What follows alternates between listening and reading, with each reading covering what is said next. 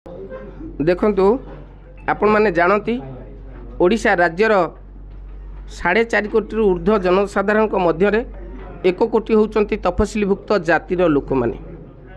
एई जातिर प्राय 100 उपजाति अछंती।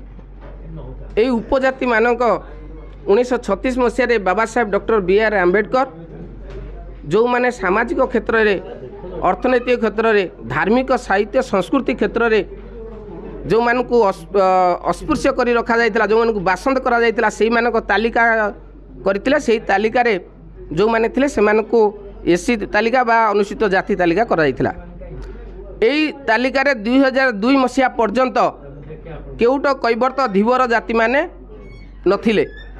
एही केउट कैवर्त धीवर जाति माने एमानक संख्या मात्र 1 लाख रु कम एवं संख्यार देखिले 1 भाग, किंतु यही 1 भाग लोक राजनीति रे 69% एवं चाकरी रे 59% दखल करिसेंती। एवं यही केउट कैवर्त धीवर लोक मानकु एमाने एससी मानदंड रे जाउ नथिबारु, अस्पृश्य मानदंड रे जाउ नथिबारु केंद्र सरकार से 2005, 2007, 2009 मसीह बारंबार चिट्ठी लिखि राज्य सरकार को प्रस्ताव दौरान जे आपण प्रस्ताव देले आमे सेमानकु संशोधन करिबु।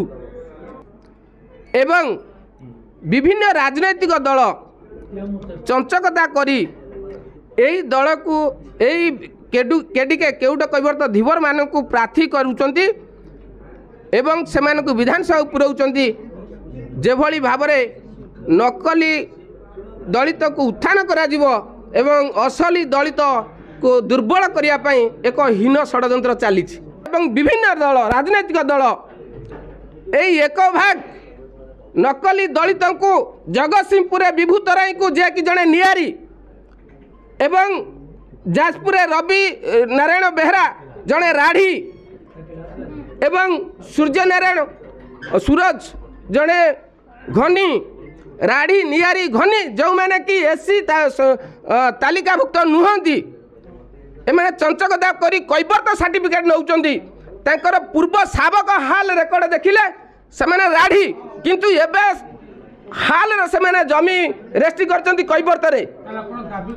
आमे दाबी करूचु जे ए जो नकली दलित माने अछंती तांको स्थान संरक्षण जोठी अस्पृश्य मानक पई अछि, जोठी एसी लोक मानक पई अछि, सेठी प्रार्थी करा न जाऊ एवं प्रार्थी बदला जाऊ। जदि प्रार्थी करंती समग्र राज्य रे जन आंदोलन हबो।